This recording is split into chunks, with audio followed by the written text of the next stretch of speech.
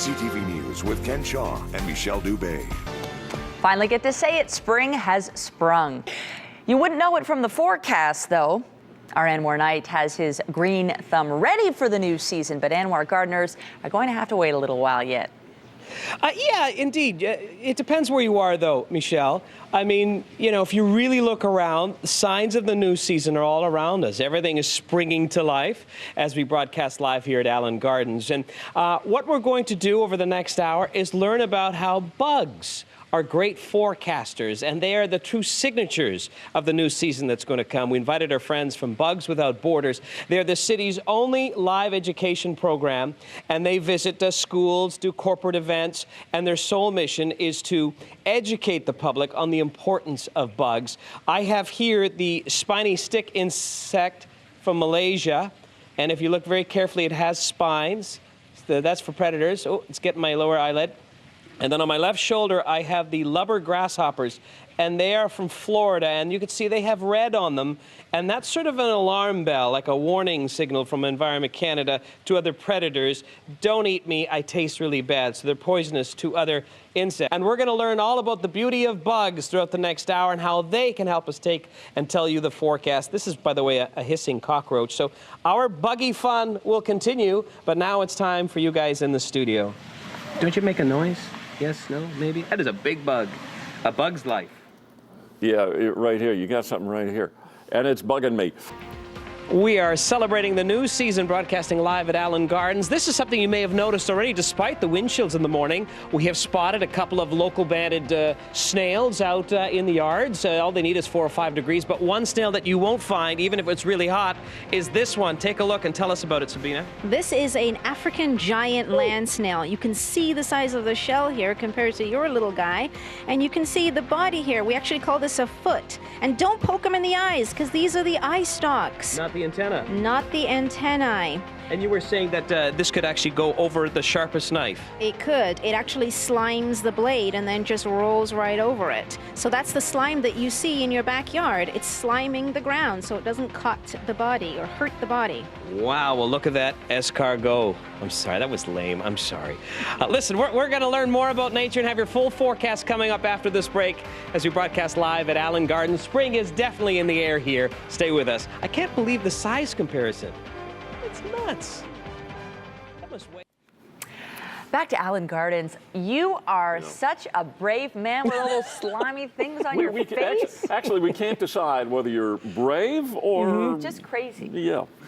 Yeah, sometimes I wonder myself, but you know, there is a fascination about nature. I've always been a big nature lover, and I've been assured by Sabeena that none of these will kill me, which is good. And now we've got something a little more gentler, but guys, it really is something, and perhaps, you know, you've seen the stories about the annual migration of the monarch butterfly. Every year it happens, but just in the last 8 days, scientists have revealed that the big migration, when they go from North America and travel over to Mexico, it was devastating. Only 59% drop. So, Sabeena, I wanted to ask you, Sabeena's with Bugs Without Borders. We're broadcasting live here at Allan Gardens. That is a significant thing, but why should the average person care about that? They should care because they help pollinate the flowers. And also, if you're seeing this kind of drop with the butterflies, then it won't be long before we see it with other insects as well as affecting the food chain. And do we have any idea on what they believe is the cause of this? Well, there are several factors, herbicides being one, pesticides. Also, the loss of the milkweed, it eliminates the milkweed, which is what the larvae eat. But also, because the weather pattern has changed, this could be a factor as well. Last year was one of the unusual weathers for 2012. Yeah, no so kidding. It affected the lifespan, which then affected the amount of eggs that each female laid across her lifetime. So this is the monarch, and the one that you're, look at, yeah, Jeff, I want to zoom in. Tell me about this butterfly. This is just beautiful. This is the blue butterfly. This is a morpho butterfly, the blue morpho. And you can see on the other side, it's brown. The wings are brown. So when it opens and closes the wings, it actually looks like it's appearing and disappearing into the trees. And blue, and then appearing as blue, so it's this beautiful, bright color. And just very quickly here, if we could just show you, I mean, because obviously the beginning stage of the butterfly are the caterpillars, so if we could maybe talk about this. This was the silkworm, right? Yes. This is responsible for all the silk materials that we have in the world today. So this is the silkworm caterpillar, the larvae. It's going to change into a silkworm moth, but this is the interesting thing. This is the cocoon, and if we put this in a warm water, it will unravel, and this is where we get our silk from.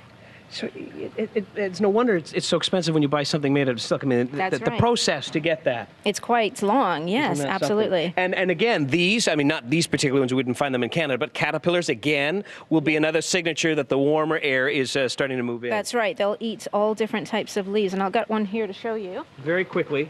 This one is our hornworm or tobacco worm. These are going to eat your tomato plants in your backyard, but they're so beautiful, aren't they? They are beautiful, unless you're a tomato grower. Yes, then you might have some problems. Well, let's take a look at your forecast. We'll start. I'm Anwar Knight, live on location at Allan Gardens. In my left hand is your typical house spider, the world's cheapest exterminator because they eat all the little bugs you don't want. But in my right hand is what we call a tarantula. And I'm told that we have to be careful that the back hairs don't flare up because that is what can cause problems. Okay, I think we're good. We'll have a forecast recap after this break as we broadcast live at Allan Gardens. It's all yours, Sabeena. Flaring up. We got flaring hair. I think we should call Anwar Knight the bug whisperer from now on. You handled listen. that tarantula well. And whispering is the key. I asked Sabeena from Bugs Without Borders, what's the most popular question when it comes to the tarantula? And you said? Is it going to bite me? And the second is? Is it going to kill me? That's basically what I said. But just before we wrap up, these are all common bugs that you'll see here in Ontario. And when you go up to the cottage and you hear that irritating sound, that's the cicada bug, and that's the male's mating call when he's looking for a female. So if you want to get in touch with Bugs Without Borders, it's www.bugswithoutborders.com. We want to thank you, Sabeena. It's been a lot of fun as we celebrate the new season. I also want to thank the folks here at Allan Gardens for allowing us in. And by the way, no insects are killed with Bugs Without Borders. They find them naturally. Back to you inside the studio. Michelle wants that. She wants to take it home. Yeah, sure she does. Do not. I'm glad to watch from a distance.